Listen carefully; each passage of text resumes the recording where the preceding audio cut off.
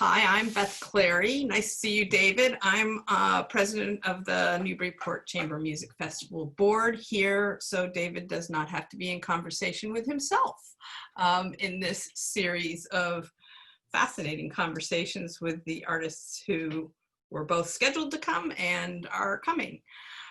So enough as it is, I'm told. So yes, let's actually have a human being to talk to. Via screen, but nevertheless. So how's it going? What's the pandemic been like for you? How's it changed what you're doing? Well, you know, I'm here in Philadelphia. We've been on lockdown. I've been up to New York a bunch of times, even yesterday, in fact. Oh, wow. Various things. But yeah, my wings have been clipped for the summer. You know, usually I think I was going to be home for one day in July, gone for a lot of June, and then gone for almost all of August. Yeah. So it's a little unusual. Philadelphia is kind of awful in summer, as is New York and Washington, of course. I think Boston's probably a little better. But Newburyport's amazing. Oh God, I look at these weather reports and just, you know, it's 93 degrees at night, and then you check Newburyport and it's, you know, 66 or something. Yeah, yeah. So it is pretty great. That sea breeze makes all the difference. So I think that's what it is, and it's I've been struck by how constant it is. You'd think you'd get something from, you know, the river. You think you'd get a little something, but you don't. Well, you get things you get off the river.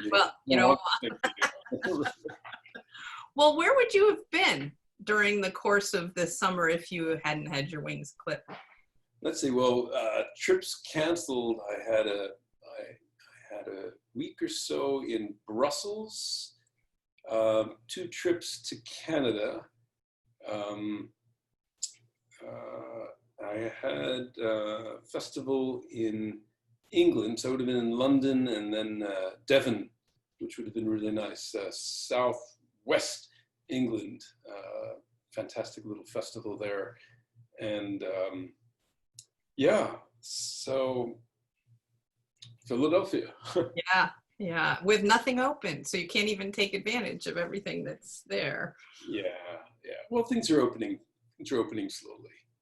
So and Philly, I think, are being reasonable. We weren't hit anywhere near as hard as, say, New York. We were lucky. I think the governor shut things down actually a week or two even before New York, before Como in New York, which I have 2 neighbors who are emergency room doctors, and they said that that's made a huge difference, along with lower density and stuff like that.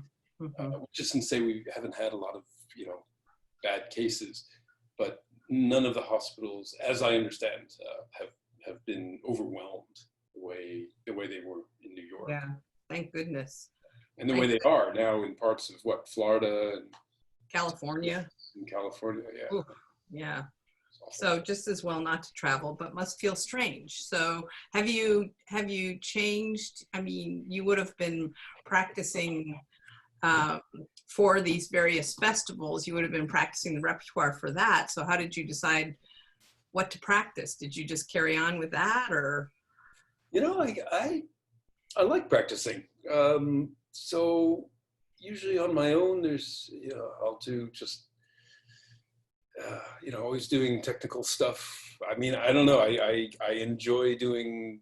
I've always liked doing kind of scales and arpeggios and this kind of thing. But I've been focusing on Bach on my own, and solo Bach, some of the violin partitas and sonatas on viola, which are then, you know, quite big stretches and stuff. But it's great stuff. I mean, obviously, it's the greatest, right? Yeah. And I had a friend years ago who told me he used to play. He said you had to play Bach every day. He was a violist also, and he said he thought it made him a better person, better human being. Oh. So I mean, it's complicated, right? I mean, there were there were Nazi officers who listened to Bach, or in Theresienstadt, they would have the inmates play Beethoven for them. I don't know if that made them better human beings or not, but at least for me, I don't know, maybe they would have been even worse. That's what I think. That's what I think. But it's I mean, what's the role of art? What does art do to us? And what are our lives like without art? In fact, yeah, some of us are learning that, right? A lot, yeah. I think that might be one of the lessons of this whole shutdown, just the importance of art in our lives. Well, I was just about to say the same thing, that I think that the wonders of art, and art feeds art. And so if you're listening to, you're in a concentration camp and you hear Bach playing, isn't the world better just for that? Even if it's over in the officers section, just to hear that, it somehow is, it must comfort or inspire in a way that silence or other horrors wouldn't do. I do feel like it's got to make something better. I think I've shared with you before, the reliability of Bach is one of my favorite things in life. When you feel like you can't put one foot in front of the other, Bach helps you do that. And for me anyway. And so I think never thought about playing Bach every day. Are you literally playing Bach every day, just about? Pretty much, yeah. Wow. Wow. And it's this idea. I mean, art is seen as kind of, I think in America, maybe I could say, compared to some countries, like you look at Germany, right? I think years ago I read that the entire budget for the National Endowment for the Arts in the U.S. was equal to the entire art budget for the city of Darmstadt, right, in Germany. And there's this sense that art and beauty is kind of, it's like a condiment, right? It's kind of an extra thing in life. Yeah. And look, I understand that. I mean, if you're doing the budget, if you're the mayor of a city and you've got, you're struggling to make ends meet, and you're like, well, do I cut, social program to, help people feed themselves, or health, or roads and infrastructure? I mean, I understand that. It's like, well, why should I put money towards this? People they don't need this. They don't need this to live. But in fact, you look at a country like Germany. We were talking about Germany before, right? And there isn't this sense that art is something you just kind of add on. Right. Add on to life, but it's what makes life worth living. Mm-hmm. I don't have any solutions. It's easy for me to say that. I'm not mayor of a city, and I don't have to do the budget. But I think it's kind of like, these experiments when the idea you could eat all our food. We could eat, we could have we could eat vitamin pellets and have a fiber pellet.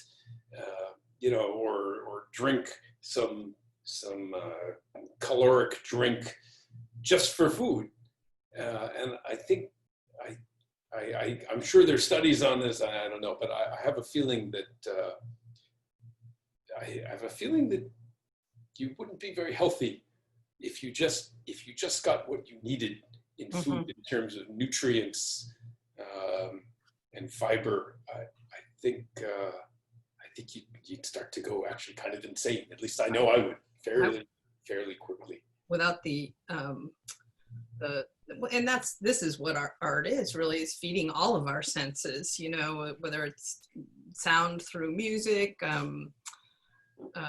visual stimulation through, visual arts, literature. I love as you were talking, I was thinking of these novels I've read that have at their centerpiece devastation. I don't know if you're familiar with the book, and I'm not going to remember the author's name. It's called The Cellist of Sarajevo. Yeah. And this cellist, who obviously is not making a living as a cellist, sits in this square and starts playing. And the novel shows the transformation of those people's lives in that square because he's playing the cello, and that's just all there is to it. It's not complicated in a way, but in a way it's very complicated. So I think, yeah, I think it's critical to life, but that's also my very, privileged point of view too. So, I mean, you got to do the food, shelter, clothing thing, but soon after comes the arts for me. So, and so I know a little something about you that I don't know if everybody knows, which is that you did this turn in architecture school. And so let's talk about that. Well, I took some time away from music for a little while, and I decided to I got a master's in architecture, and then I worked for 2 years. Oh. Huh. And it's kind of like I suppose analogous to a medical degree or law degree, the bar. You have to take an exam. You need 3 years of work, and then you take an exam, and it's this crazy test. It's a week long. Oh. I recall, I think it's five days, 5 sections, and there's structure, and there's all sorts of other things. And you study for this test for a year or 2 years, and then you take it, and no one passes it the first time. And you can take sections over again, but your life is consumed by this test so that you can get your license, your architectural license. Mm-hmm. So I was working in architecture, but I was also getting up in the morning. I mean, I was working, as many as 80 hours a week because, your first job, and you're young, in New York City, and everything like that. But then in any of my free time, I was also practicing viola again. And so I'd get up early in the morning and have a practice mute on, and, maybe do an hour, and then maybe do an hour when I got home at, 8 o'clock at night or something like that. And also then now trying to study for this test, and it was very useful actually, because at one point I just realized, I hate doing this. I hate working in an office, and you get on the subway in the morning. I mean, look, it's fine for many people, but for me it just didn't work. Getting up and putting on a suit and then hopping on the subway, people's elbows in your face, and it's packed, and then you take your lunch break, usually a very quick lunch break, and then you get home in the dark, and then you do it all the next day. Mm-hmm. And I think for some people, the routine is probably comforting, actually. And I certainly had colleagues who loved it. For me, that predictability drove me slightly insane. So, as a musician, speaking about being insane, now here we are in lockdown again. But one of the things I like about music is I'm doing every day. I have to check my calendar normally because I don't know what that day is going to hold, and my rehearsal somewhere, or even a concert, and traveling. In traveling, it's all turned upside down, or some teaching at Penn, or and then working out, and just maybe it's in the morning, maybe it's at night, and I just love this idea that every day is completely different. Or I loved that idea. I can't remember what that's like. It's been so long. And then traveling out. I don't travel as many as some of my colleagues, but it usually adds up to something like in total around 3 or even 4 months out of the year when you add up Nice. everything, you know, for your taxes and stuff like Wow. Wow. that. And it's great, you know, this idea because you're a different person a little bit when you travel, and certainly you are if you're in a foreign country and maybe even speaking a foreign language. And it's, I don't know, I love that feeling of, you know, there's this pain of travel. It's kind of an exquisite sort of pain, right? It's loneliness being on this flight or these long train rides and someplace you've never been, and arriving in a place, a location, maybe a rehearsal, and then you come back and hotel room, you close the door and you're by yourself, and it hurts in a certain way, but it's also it's a really good hurt. I don't know if that makes sense or if it sounds really strange. Well, it stretches you, right? Anytime I've been someplace foreign to me, and certainly with a separate language that I know, the adrenaline goes a little faster to make sure I don't, you know, walk down the wrong street or say the wrong thing or what, you know, or that I take in everything around me. I mean, the last extensive foreign trip my husband and I did was to the Czech Republic. And that is a place that I do not have a grasp of that language and never will. But not many people speak English. And so we were in Prague, but then we went out into the countryside, and it puts you, it is isolating, I guess, in a way, but it's stimulating kind of isolation, if that's a thing, you know. I mean, I understand what you mean. It's pretty lucky to get to do it, but exhausting. I find it exhausting too. I always sleep my best when I'm in a place where I can't speak the language and I'm not sure where I'm going the next day. That's an exhausting kind of wonder that you take with you.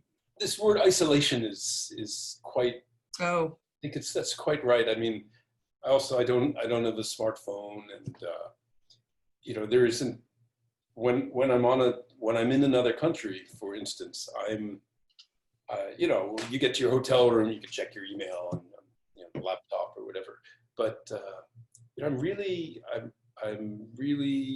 alone. I'm in my own mind, and of course that can do all sorts of strange things to you also. But I like this. I like being out of touch. And it's weird because you're surrounded by people. You know, I'm not talking about the kind of isolation you'd feel in, you know, a monastery, which I understand you love, but monastery, yes, also, or you know, in the Grand Tetons or something. You know, hiking by yourself, yeah. which is also amazing. Which is also great, right? As I know you like doing too. But you can have that sense of isolation even in the middle of a city, and it's great. You know, again, even having a rehearsal, you have a rehearsal with all your friends, and you go out maybe afterwards, but then you're by yourself, which is, I don't know. Maybe it's a great balance, actually. I think so, actually. Yeah. But so this whole time you're doing architecture school and architecture, you're still playing. Well, I stopped playing while I was in school. Oh, okay. But I started again once I was out of school. Is your undergraduate degree in music? I was doing music and also design and also art history. So I was doing a lot of stuff, and raced bikes for a little while, and you know, all sorts of things. I was feeling my way. Yeah. I was interested in a lot of stuff. Still are, right? Still, I suppose, yeah. So is there a link between your love of architecture and your sort of sensitivity about structures and man-made creations, human-made, I guess, sorry, that and the affection you feel towards Newburyport. Well, that's interesting. I mean, the first thing I'll say, let me go a link between architecture and music, because I definitely feel one of the things I get great joy from is the structure of music. And it's something when we do these talks and things, I'll try to communicate to an audience, but there's this amazing feeling of this idea in, for instance, the most simple form, if you're doing a movement and there's a theme that's presented, and then the theme is developed, and then you go through this process of transformation with the theme, and then you come back at the end, and then you can see how the theme is transformed. And this is essentially structure of music. And it's, I don't know, it's intensely satisfying to me to see what a composer has done. When a composer is amazing, Beethoven or Bartok or something like that, and to see the kind of edifice they've built within a piece of music. As far as actual edifices are concerned, yeah, Newburyport, I think, boy, we were talking about beauty before this, and it's one thing. So I had this long walk this morning, actually, a few hours walking back from the car rental place from, I guess, North Philly to my place. And, it was this great walk, but you're looking around, and Philadelphia has some really very beautiful parks, around Fiddler Square and Society Hill. But it's not, for the most part, I wouldn't characterize Philadelphia as a beautiful city. It certainly has more, as far as American cities go, it has more beautiful parts than most. So, no, but it's something that I miss that sometimes, and I think of it actively. Oh. And because it's brought out the most. I work in Italy a lot, and some of these Italian cities, you're just walking through, and you can't believe how beautiful it is, and how people live, how lucky people are to wake up and walk out their door and just take in beauty. And it's something that I think, I mean, you have that in Newburyport, and it's you might even take it for granted because you live there. But in fact, a lot of people from Newburyport I've spoken to, they don't take it for granted. Yeah. It's really special. It's really special. I think, in the Victorian era, they would talk about the picturesque and the idea of plants and green and ruined. You'd see an English countryside with a small ruined castle.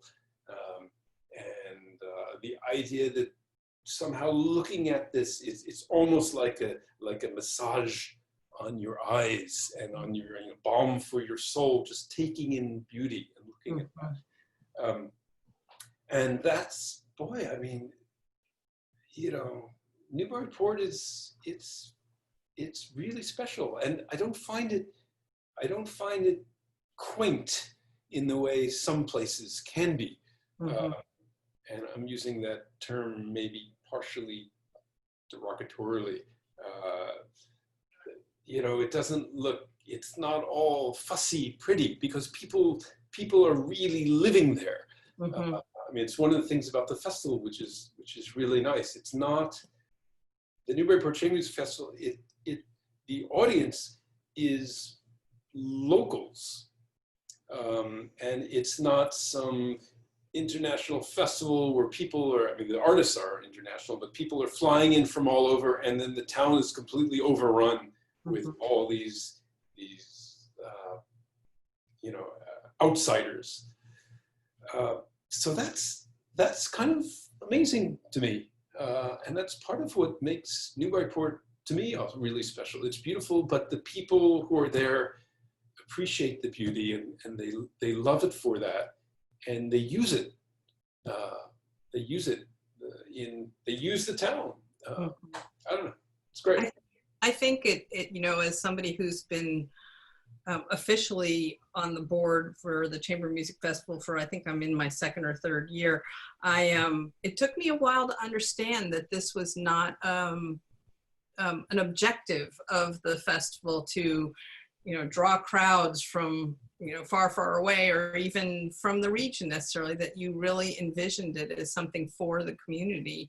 And it took me a while to get there, but I think you've hit the nail on the head for why Newburyport's so perfect for it, because it's surprising to me how many people don't know about it. Yeah. But those that do are devoted in every way. So, and I have gotten to see some amazing places because of the house musics and you know, never would have imagined a concert in the Custom House being pleasing because of how solid and, you know, stony that building is, but it was lovely, you know, and it's surprised me how it's gotten to make me think about Newburyport with even more affection. I haven't lived there that long, so I have a long family history there, but I haven't lived there that long, and this has helped me appreciate it. Do you want to tell the story of how you happened to come up with this idea and create the festival for Newburyport? Everybody always asks me that, so I'm going to assume people want to hear it, even if they've heard it before. Sure. Well, I get asked it a lot, and I think it's partly because I'm not from Newburyport. So they're like, you live in Philadelphia, and you don't only run this festival, but you founded it along with Jay Niebling, who is local, right? So it's like, you know, why?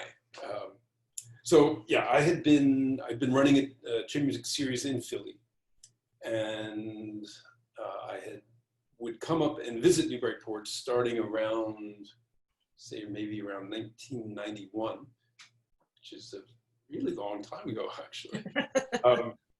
And one of my very best friends, Michael Graff, and he was also in architecture school with me. And the Graff family, I think they have quite a long history in Newburyport also. And right, there are all these places named Graff, right? There are. I don't know the history, but yeah, there the Graff skating rink, there's Graff Road, and then I think there's some smaller places that have that name associated with it too. Yeah, there's even I don't think it's the Customs House, but there's at least one old stone building that is Graff written across. And Michael invited me up, and I'd stay with him and his parents. And then I guess he was living in Newburyport, I think at the time, but the parents were in Greenland, right? So Hampshire, I guess, right? And then he and I both started families, and our families would hang out together, and we'd go up and visit. And at some point I was just, this is amazing. And I looked around, is there a chamber music festival nearby? And there wasn't, right? There's Rockport, and then there's Portland up north, and no real festival in between those two. Mm-hmm. So I kind of talked to him about that. I was like, you know, do you think there'd be interest? He's like, yeah, probably. So I said, could you give me the name of someone to call who might be interested? So I wrote up a whole proposal, and I got my, what's it called? Elevator speech, right? Your pitch. Elevator pitch, yeah. So I had that already, and I called someone up that he recommended. And I remember talking to her and making this, and she was like, well, not really interested in that. But I said, look, is there anyone else I could talk to? And she said, oh, why don't you try it, so-and-so. So she gave me another name. I called this other person, and that other person was like, yeah, I don't think so. But then they gave me another name. And I went through this various times until I called Jane Niebling. And I remember that phone call very clearly, and making this pitch, and there was a pause on the other end, and then Jane said, well, okay, let's try it. And she took a risk on me, and didn't know where this could go, but thought it might be an interesting thing to try. And that was 19 or 20 years ago. I mean, our 19th official season, but it was, before that. And now Jane's, she ran the festival with me for I don't even know how long. 15, 16 years, right? 16 years at least, yeah. And is a very, very dear, very close friend of mine. And yeah, I mean, I think that's how things start, right? You need a good idea, but you need to be persistent. I was going to say, persistence pays off, right? Persistence pays off, and also being willing to fail, right? Because for every project I've tried to do, there've been probably a dozen that have not worked out. So you do the legwork and try to set things up, and then in the end it just doesn't work out, and you're like, okay, that didn't work out, so just on to the next one. But you have to be willing to not get discouraged at the first person saying no, or the second person, or even the third or fourth person saying no. If you think that this is really something worth pursuing, and if not, it's like, well, maybe I don't really want to do that. If it's not quite the right thing. So yeah. I know it hasn't been an easy journey the last 19 years. There have been some ups and downs in terms of organizational stability, shall we say. It's a lot of efforts to, and as I said, I've only lived in town 4 years, but understand that there have been some struggles off and on. And one of the things that appealed to me so much when Anne asked if I would join the board is how creative, and I'm going to put this on you, how creative you have been with coming up with options for how to do the festival. How can we, if we did this, would we make more money? So that we would be able to pay the artists in an appropriate way if we did this. And isn't this year a shining example of that? Can't have concerts, and here we are doing this most unusual, never heard about it anyplace else. So persistence and creativity, I think. Yeah, I mean, it's being willing to take what might seem like a potentially bad situation and trying to look at that. It's like, well, what can we do with that? I mean, the best example of that was a few years ago. Probably the roughest part that we had a few years ago, the festival was kind of on a knife edge financially, for various reasons. And we would always have this, we always started with an opening concert with a group that had rehearsed beforehand, that, usually a preformed group rather than putting it together during the festival, because otherwise there's no time to rehearse, right? So we couldn't afford to do that. It's like, well, what can we do for that week? There won't be an opening night concert, and what other things can we do? And that's when I thought of, well, what if we have readings in houses? And we'd done that before in previous years, but it had never been kind of an institutional thing. Sometimes we do readings and sometimes not. But I thought, look, we could really set these up, and then we could even have the people in the audience just choose what we're going to play, since we're professional musicians, right? You put pretty much anything in front of us, and we can at least get through it. It might not be the prettiest thing to watch, but we might have to stop once or twice, or whatever. And out of that grew something which is now one of the most popular aspects of the festival. Sometimes I won't say it's discouraging, but it's like, we're rehearsing the whole week or concert rehearsing hours and hours every day. And then people like, oh, when can we come to see you, see you play, not having rehearsed at all? I was like, come to the concert. Come to the concert. But people like this idea of this kind of high wire act and saying, well, what do you guys want to hear tonight? It's like, show of hands and people will vote. And then we'll play a movement of this or that. Yeah.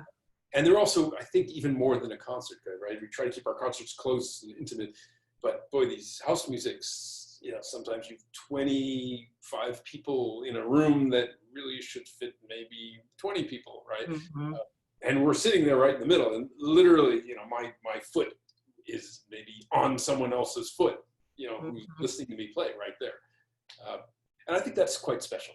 And hearing the musicians just work their way through a piece, prima vista, right? Mm-hmm. So, mm-hmm. My first summer when I bought tickets to everything, this is before I was on the board, and I decided that I would bring people I'd met to, try and expose other people to the festival. And I think one of the most interesting things that came out of that is how many of them I now see at open rehearsals. Mm-hmm. Because they had never been to a house music before, and then they see the value of hearing, the musicians talking about, oh, let's stop and start over again because that needs to go like this, or I think it's supposed to sound like that. And somebody would say, well, that's what happens at open rehearsals. You should really come. And so now I'm seeing more and more of those same people at open rehearsals. That will be an element I will miss this summer because you really do get to see the music come to life. So in a different way than if you just go to the concert. But you know what? This will be an adventure. This summer is going to be an adventure. I think that, people are interested in the process. I agree. Things are done. And because I think for music in particular, and non-professional musicians, they wonder, so, how do you do this, right? Okay, so you're coming on a Wednesday, and then a week later you're performing, you're playing Beethoven, Shostakovich, Bartok, some new work or whatever. So how is this put together, right? Because this music is incredibly profound, but how do you, I like to use this word, assemble this, and the idea of craft, right? The craft. I mean, to me, putting together a piece of music is almost more, well, not almost more, it's very much more, I think of a shaker cabinet maker, right? Working, and they talk about this, putting the love into all the strokes and planes and a little knife, and in the end, you have these incredibly beautiful, elegant lines of a chair or a table, which transcend time in some ways because they're so beautiful, they're so timeless, right? And I think putting together this Beethoven string quartet, we're not talking tons about how profound this is, although it does come out. But a lot of the rehearsal is just like, okay, let's match sounds, let's match strokes, let's get this in tune, what tempo feels right, where do we want the music to breathe, what's the expression of the phrase, right? Rather than talking about mortality per se. Mm-hmm. But somehow then the music at the end, when it comes together, somehow it says this, even though it wasn't an overt plan right from the beginning in rehearsal. Mm-hmm. If that makes sense. I think it's watching creation. People love to see things being created. How did, isn't part of the question when you're watching a painter, or we happen to love the Simon Pierce place up in Quechee, Vermont, where you can go and watch the glass blowers create their things of beauty. And it is the act of creation. You know, people love seeing that. And that's what the Chamber Music Festival can do, is you can watch something come to life. But you also have had a great ability to attract people, the artists who play with you, who also address the possible inspiration for a piece. You know, I remember Yona talking about that last year. And so even though that's not part of the open rehearsal, somewhere during the course of the week, we have these little lectures or big lectures or conversations. And that's that whole being embedded in the community that fills out the creation with the backstory. And it's very eye-opening, you know.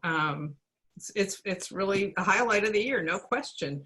So how do you choose your repertoire? Like, can you even help us? Let me just address it. The idea of creation, it's interesting because we are, as musicians, or classical musicians, we're interpretive artists, right? Which also brings up a whole different aspect, because you've got this music which is written and you have to bring it to life, but you didn't actually write the music, or usually you didn't write the music, right?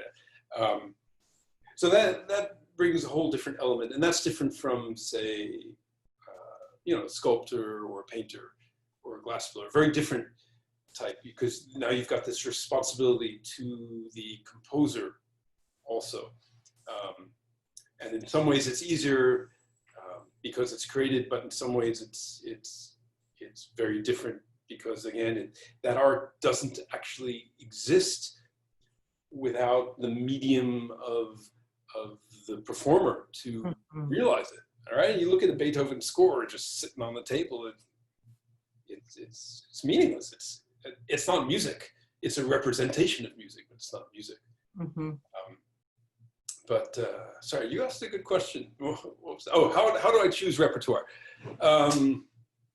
Usually there's one anchor piece which kind of is the center of the whole festival, at least in my mind.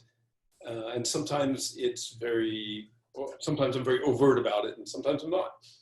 And it might be a huge piece like a Beethoven quartet or Brahms clarinet quintet or whatever. And sometimes it might even be something as simple, I shouldn't say so, but sometimes it might be, Haydn quartet, which is on the first concert and isn't even the focus of the whole thing. But from that one piece, I start building works around it. I remember, one thing I like to do is I would draw a lot in architecture to school, right? And I have notebooks of just drawings I would do. I'd go and I'd sit somewhere, sit outside. Many of my travels, I would keep sketchbooks and stuff, and sometimes sit for a long time, sit even for a couple of hours drawing. And you can block out a drawing, and then you start, people have different ways. Some people will take a drawing and it's like a watercolor wash, just in layers, and bring it down. The way I would usually work is I would start at a corner and then just gradually fill in the rest of the drawing.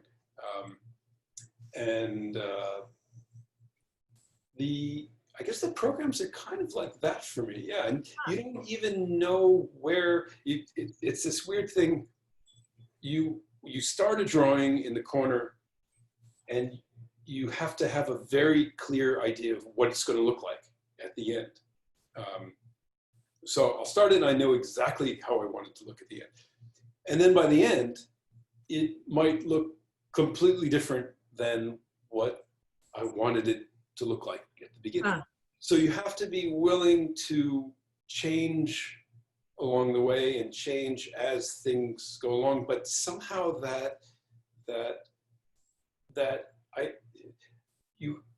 for me, I need that strong idea at the beginning, even if I'm willing to, even if I feel I need to be willing to jettison it along the way. Mm. That makes sense. So a lot of times I'll start with one piece, which will be the center of the entire summer. And I'll start filling in the program around it. And it's very possible that by the time I have the final program for the summer, that original piece might not even be on the program anymore. Huh. I would think that the commissioned piece would be a rather huge influence in how you choose repertoire, no? Commission is not, and that's because I don't know What you're in for. sometimes more than others, but I don't know what the piece is going to sound like. That's You know, and sometimes the commission's been more targeted than other times. Like I always go to the composer, I say, this piece should have something to do with Newburyport in some way, whether it's the history or culture or the natural environment. I mean, several composers have done water, right? And sometimes you got to be careful because you don't want to push it. You can force it. And I don't ever want to give a composer, I don't want to tell them too much of what to do. So when we did our commission a few years ago, which was very popular, people loved it, the commission for string quartet and sitar. Yeah. I had spoken a lot to the composer. He was from Indonesia. I think that's what I remember. Yes. Yeah, Feng Chun Wei. And I, you know, there's a real connection between Newburyport and water, and he kind of grew up in an area where, you know, it's Indonesia, right? Yeah. But in the end, and the sitar player, so we also talked about maybe somehow rivers and the relationship, maybe some tenuous relationship in the Merrimack and the Ganges, or in the end we were kind of like, just write a piece of music. Yeah. Guitar and string quartet, you know. But then we've had things like last summer where, you know, the idea of the day in the life of Newburyport, which was incredibly special piece of music, right? So choosing a couple of iconic locations in town and then having them painted in music, right? What do they sound like? And then he even brought in, even sampled sounds, Bob Bradshaw. So that was amazing. So probably 75, 80% of the commissions have had to do directly with Newburyport in some way, some more directly, some indirectly. But I do request the composers very much to, you know, if they can work it in. But, you know, you have to trust, you choose a composer and you have to trust them. And I think they appreciate that too. You know, they don't need me looking over their shoulder. So when I design the program, maybe I'll have an idea. It'll be a day in the life of Newburyport, or Kyle Smith has written a couple of pieces where he used for libretto for a piece, either, you know, single voice or chorus. He'd use the writings of local people like Garrison, stuff like that. So that's, you know, that's very, very overtly Newburyport. But you know, you have to step back. So those pieces will be in there, but I can't really build a program around them. I just don't know what they were. You know, we usually get it around June, sometimes July. We might get a piece as late as July. First time I'm even seeing it. And then you're playing it next month. So, you know, the programs, I'm programming out actually about 2 years ahead. Right? Well, that answers one of my other questions. I mean, there's not an end in sight as far as you're concerned with the Chamber Music Festival. I don't think so. It seems like it's going great. It's healthy. We're doing better than ever. We've got the audiences until this summer, right? We're continuing to rise. We were not in a perilous situation financially, although, you know, we could always use help, right? It's an arts organization and nonprofit. But I kind of, you know, people ask me sometimes, like, what would you like to change about the festival? And I'm definitely tweaking all the time, changing this and saying, well, how did this work this summer? It's like, well, maybe this didn't work as well. Change this, you know, move the time here. But I love this idea of it being about a week and a half long, and that's manageable. I don't have grand plans or desires to make this, Aspen Music Festival, have it, 6 weeks long and have 200 artists and this kind of thing. Aspen's great, but I don't want to be Aspen. No. And they all have different personalities. Rockport is terrific, and Rockport goes all year round, and we love Rockport. But it's a different town, and it's a different festival. Mm-hmm. Totally different feel to it too. Well, so let's shift a little bit to maybe my favorite question you ask everybody else. Well, no, that's not true. I have a couple that I really have enjoyed hearing from everybody, but the idea of, if you had to choose 5 non-classical pieces of music, and those are the only ones that you could take with you, whether it's to, isolate, however isolation should manifest itself, what would those 5 pieces be? Well, I don't think I tell people they have to be non-classical, but I thought I heard you say that, actually. sometimes I say, it doesn't have to be, but it's maybe nice if it isn't necessarily. For me, one I'll start with the classical one that isn't actually classical, but is one of my go-to pieces is by Johannes Akkergan, the great, I guess, French-Flemish composer. I'm thinking 15th century, I think, 1400s. Oh, Jesus, I should know. And there's a beautiful mass he's written called Au Travail Suite, and I don't know. It just transports me to another place. It's ancient music, right? At this point, certainly it's ancient, and conjures up images of monasteries and small herb gardens and I don't know, just another time. So that's one. Other stuff would be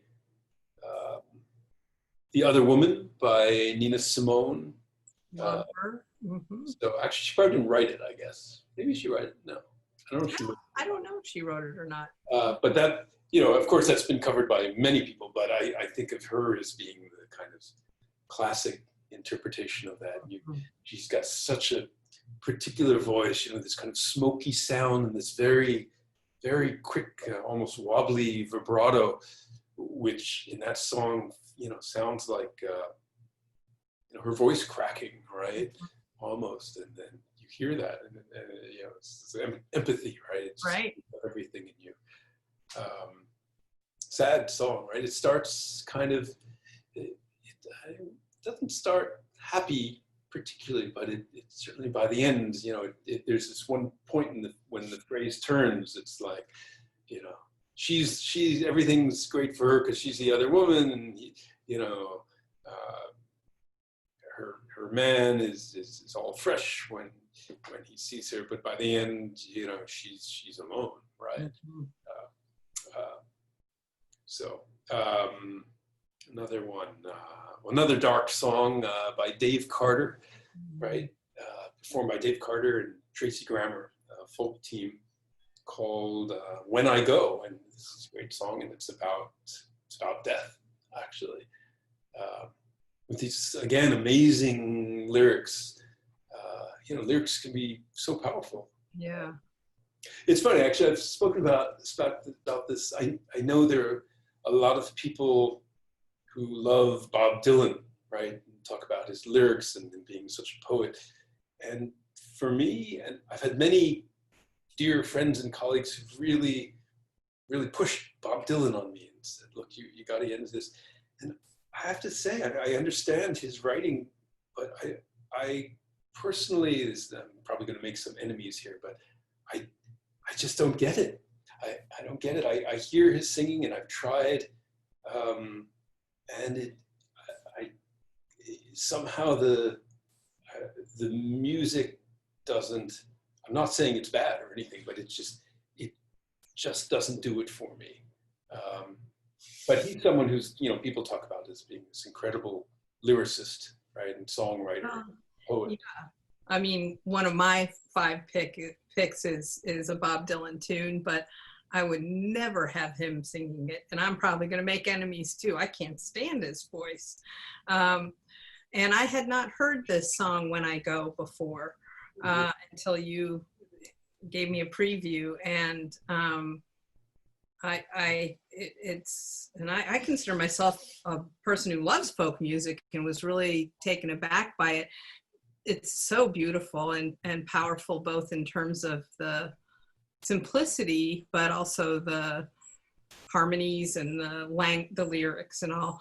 And I think one of the things that makes me not want to categorize them as folk musicians, even though I think they considered themselves that, I would put them in the singer-songwriter category, because what Bob Dylan taught me, which he learned from Woody Guthrie, was that keep it simple and repeat a lot, because that's how people remember, right? That's the way they hear the song and they'll remember it. If the melody is simple, if the chorus is easy to pick up, and if the words can be spoken over and over again, then you hang on to it. And I don't think that happens with, I think Dave's tune forces you to go back and listen to it again and make sure you heard it right and all. So that's just me being contrary and saying I think he's really more singer-songwriter than a folk, because that song's rich. You're going to put it on the end of the... I'll put a link to that. Yeah. People can hear from and judge for themselves. But anyways, when I first heard the song, I was driving somewhere and had I think it's some rental car on some alternative station or something, and then I was just floored by the song and subsequently looked it up. And then it wasn't until later that I read the story of what had happened to Dave Carter, in fact. And not related to the song in any way, but this I guess tragic young death of his. He was pretty young. He was, I think, maybe mid-40s. I think 42, 43, somewhere in there. Yeah. And he was with Tracy Grammer, who was his music writing partner, and I think for a while his partner. She's a violinist on the song. And they'd had their own ups and downs, and there were various issues he was dealing with, gender identity and stuff. And he'd gone out for a run, and they were on their road somewhere. And Massachusetts, actually. What's that? It was in Massachusetts. Oh, Massachusetts. Okay. It was in Holyoke. Yeah. I only read that since you introduced me to it. But anyway, carry on. So he went out for a run and then came back, and then I can't remember all the details, but basically he collapsed pretty much in her arms. And then the crazy thing, as all the hairs on my arms are kind of going up right over this, right? He was he revived temporarily while she was holding him, and said to her something like, he looked at her something like, I think, baby, I just died. But she, looking into his eyes, knew that he was already gone. He was, 1 foot on the other side, and he knew it somehow. He wasn't really conscious. He said this to her. He recognized her, but he's already on his journey there, and then lost consciousness again, and that was it.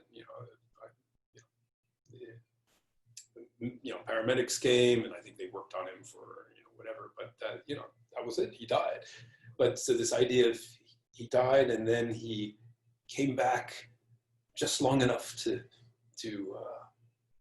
tell her that he died. And it's just it's a pretty intense story.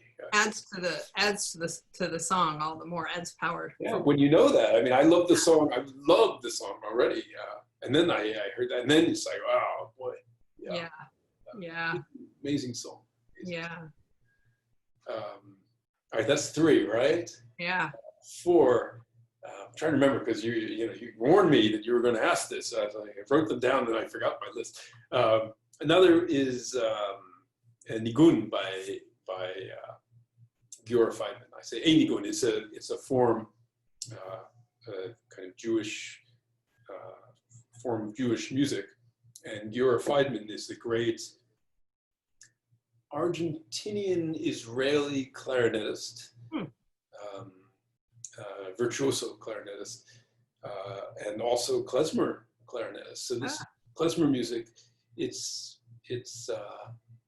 kind of introspective. It's a little bit sad also, but it's Jewish music can be very sad, but it's always flirting with these emotions, right? When it's happy, it's a little sad, and when it's sad, it's maybe a little bit happy also. And this music, I hear anything Giora Feidman does. It's amazing. I don't know. I guess klezmer music. It speaks very personally to me because this is, for me, my own personal heritage background. Right. And my father was Chinese. My mother's Jewish. Growing up in New York City, I didn't hear a lot of klezmer. I mean, my father would play classical music. My mother would too also. But, I grew up with a lot of Bach and Sibelius and stuff like that. But you would hear klezmer at events. It was around in New York, and it was present in we weren't raised at all Jewish religiously. From religious point, and my father, there's Buddhism on that side, just atheists and scientists, right? But culturally, there's especially New York at this time, New York in the 70s, and 70s and 80s, right? Really, it was very present, Jewish culture, and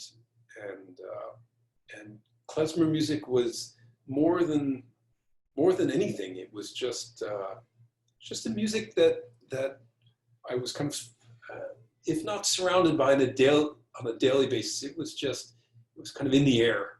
Mm-hmm. So it's very, very familiar to me in a way no other music really is. And so it holds a special place in my heart. Can you translate Ninjun? Is that what you called it? Nigun. What does that mean? Do you know? It's a pretty flexible word. I think it's technically, boy, you put me on the spot here. Sorry. I mean, there are slow, they can be slow, it can be fast, but it's usually a slow, kind of slightly religious feeling at music. But the great thing about Feidman and the great thing about klezmer music in general, right, there's this tradition of the music, of using these instruments to imitate the spoken voice or the sung voice. So they do it on the clarinet or on the violin, and there are all these Yiddish words for various things, laughing, you hear Feidman will make the clarinet, it sounds like it's laughing, or it sounds like it's crying, or even just, conversation between two people. And it's a very overt conversation sometimes. So I love this about this music. Is there one song that you particularly? Well, I chose this one, Nigun. I mean, there's a lot of his music, there's a lot of pieces which I love of his, but there's one in particular which I'll put a link to. Okay. And I think it's quite universal type music. I don't think anyone could listen to this and not be just like, this is great. This is fantastic. Yeah. All right, number 5, the oddball. Now, I can't remember what the 5th one was. If I say Clint Eastwood, it'll pop right back in your mind. Okay. All right. So we're talking about go-to pieces and soundtracks in this case. So the great Italian film composer, or I should just say composer, Ennio Morricone, just died last week. I guess he was 91, 92. Yeah. And the soundtrack for the good, the bad, and the ugly is something I honestly, I probably listen to it, depending upon the month. It can be a couple of times a week, or maybe just once a month. You know, if I've been listening to a lot recently. But the whole soundtrack, you know, and it's just amazing. I mean, Morricone uses all sorts of crazy instruments, and the music is so. It's so painterly, right? Some composers are more painterly than others, right? I don't actually consider, you know, Beethoven's not really painterly in that way, but just you hear something and you immediately maybe an image comes to mind or a place comes to mind, and it might be a place you've never been, right? But instantly you're transported like to a room somewhere or a landscape, and I find Morricone's music so powerful that way, and that soundtrack in particular, I guess you could say, transports me to various rooms. I suppose it's a fantasy kind of thing, right? Just rooms and places and feelings, right? That I love to be, you know, like going on a vacation. You know, people do these things, right? I changed the desktop of my computer, right? The picture. Uh-huh. I change it from time to time, and sometimes it's a picture of my daughters, and sometimes it's a picture of some place I've been, or sometimes it's a picture of you know, of a painting or whatever, right? And you're moved by that, right? You see something and you move by it, right? I remember when I was in high school, for my schedule, I would have these calendars, weekly calendars, a Sierra Club. Yeah. Calendar, you know, and it was all landscape photography at its you know, its best. And you turn a page and there's you know, there's a glacier in the Arctic, and you turn another page and it's an old growth forest, right, on the West Coast, and another one, and you're in the desert, right, Southwest or whatever.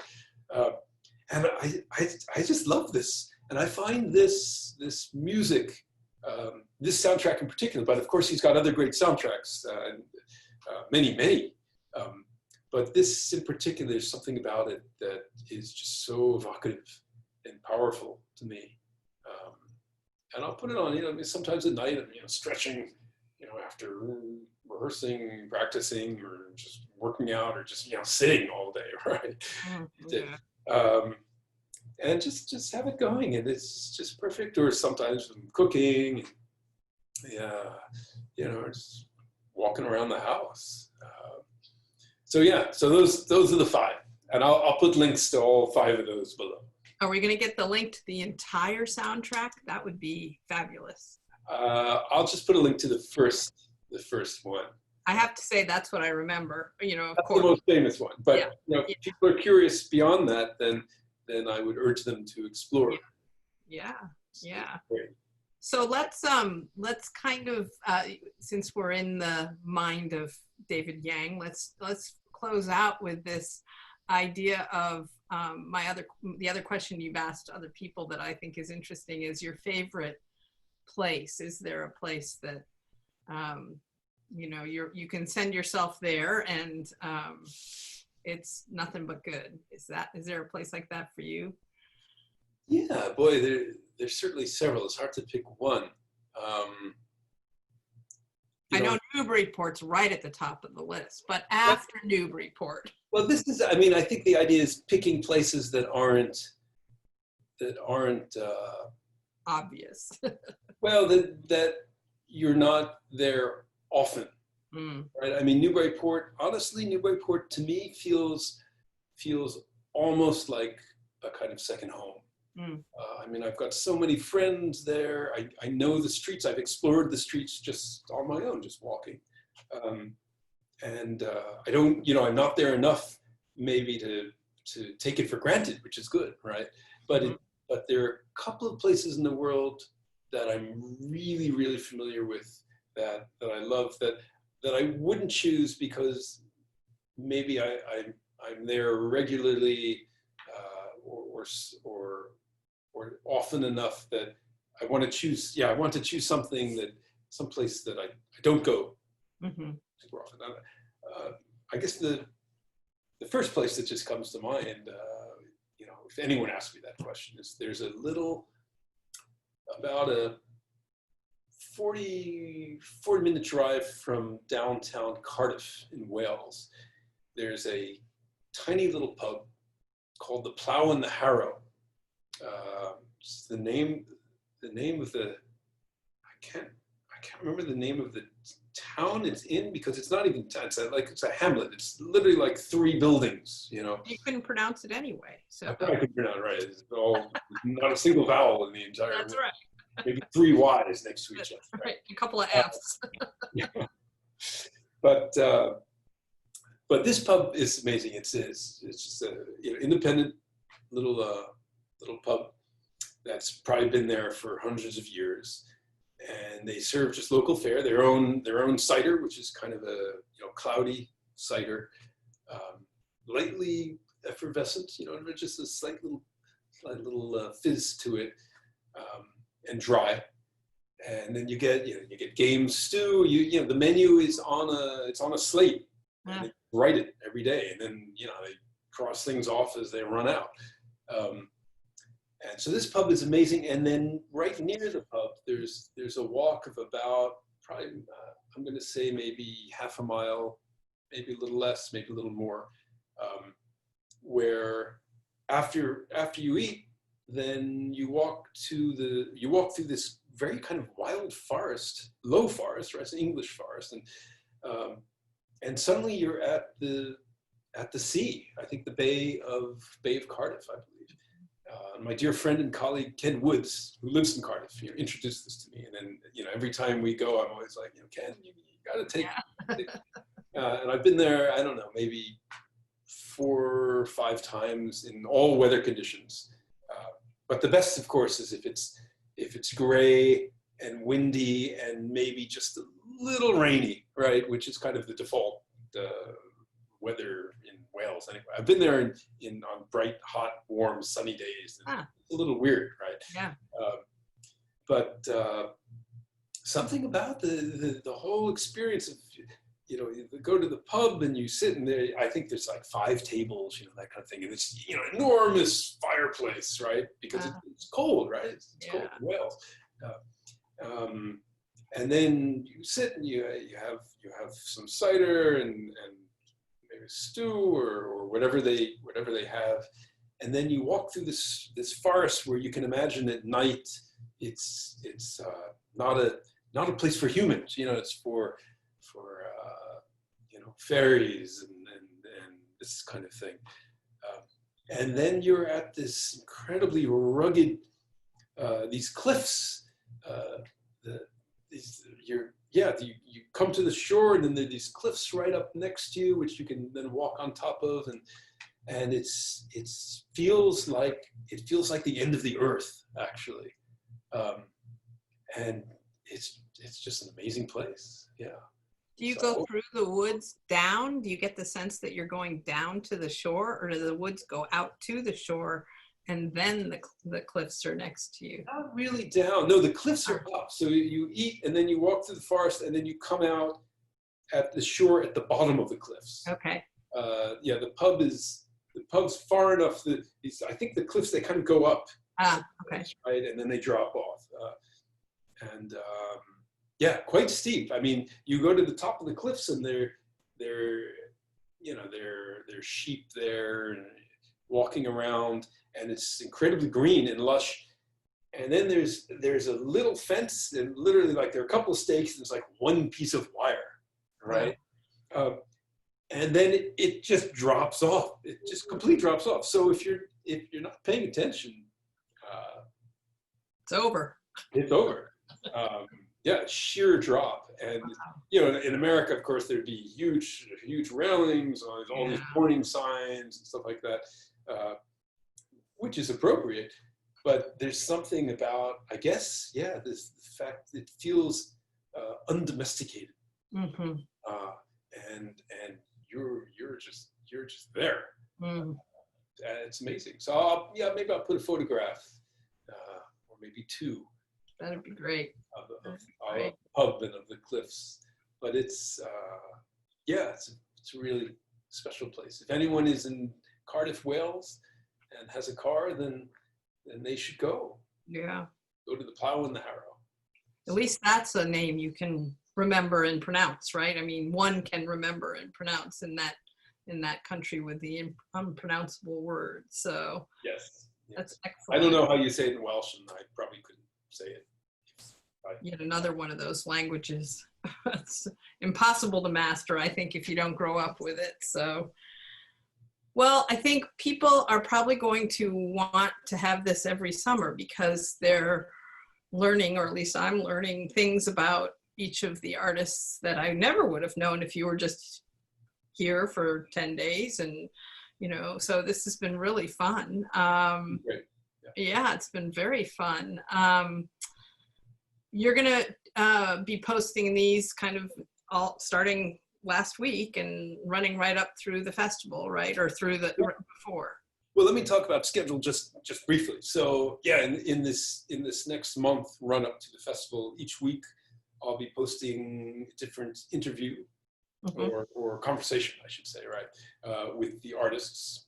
I'll be doing most of them, obviously, do myself, and you're going to be doing Eliana. Correct. My daughter, right? Very excited about that. She was like, I'll do it, just anyone but you, right? So, and then I'll be saving a couple of them up for during what would have been festival week.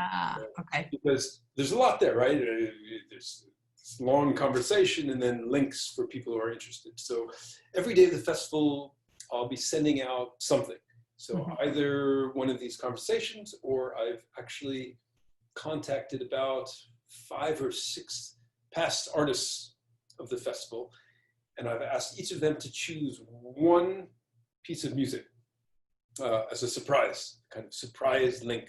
And they're going to give a very brief 2-minute introduction where basically I asked them to explain, like, who are you? What did you choose? Why did you choose this? And a couple have come in already that are really interesting, because again, I said, look, it can be classical, non-classical, it can be you playing, or it doesn't have to be you playing. Okay. In fact, it might even be better if you're not playing. So yeah, there's been some neat stuff. So every day, if there isn't a talk like this, a longer talk, there'll be a brief little surprise that people will be able to look forward to. It's like, oh, what's it going to be? Classical, jazz, pop, whatever, right? And then on Saturday night, I think it's the 15th of August, we're actually doing a live stream concert from St. Paul's, an empty St. Paul's. And then that whole weekend, we have our quartet caroling going on in Newburyport. So that'll be that Friday, Saturday, and Sunday. We'll be wandering the streets, and people will get to hear us live if we happen to walk by their place. So people should keep their windows open, and we'll be hitting the north end, the south end, and the west end, right? There's no east end of Newburyport, right? Is that the Merrimack? Is that the river, actually? I think it's the Atlantic Ocean, but that's, okay. So yeah, and the idea there is just, people want to hear music. They want to hear live music, but they can't go to concerts, right? Massachusetts is going to be still in phase 3 at that point, and boy, the rules are intense, right? The musicians, you can give a concert, but musicians have to be, I think, 10 feet away from each other, and the audience has to be, no audience, no gathering more than, I think it's, I don't know, maybe 30 people or something like that, or 50 people, and they have to be separated and indoors or versus outdoors. It was just, it would be impossible to actually do a concert. So the idea is, right, if what's the expression? If Muhammad can't go to the mountain, then bring the mountain to Muhammad. Yes. Maybe I'm getting that backwards, but we're bringing the mountain to Muhammad. So we're going to be wandering. We'll have 4 of us just wandering through the streets with our instruments. We won't pack up. We're going to have a car following us with all the cases and everything. And if we see someone sitting out on their, on their porch, we'll stop and we'll play something for them. And then if we see a window open or a couple of people in their yard, we're just going to be walking through, like Christmas caroling, and just playing for people. They can listen from their windows, from their front doors, from their decks, and get some live music for them. Such a fabulous idea. Such a fabulous. So everybody needs to open their windows on those days and wish for warm and dry weather. Right. Well, we'll definitely have warm weather. Yeah. Well, warm versus hot. Let's not do hot. Let's keep it warm. Yeah, that's a good point. But we'll be out there no matter what. Maybe rain. We have a rain date backup. But I didn't usually. I mean, in 19 years of doing this, it's been very rare that we've gotten any extended periods of rain at that time of year. So, let's hope that continues. Yeah. Absolutely. Well, thank you so much. It's been so much fun. And we will see you in a matter of weeks. See you soon. All right. Take care. Thanks. Bye. Bye.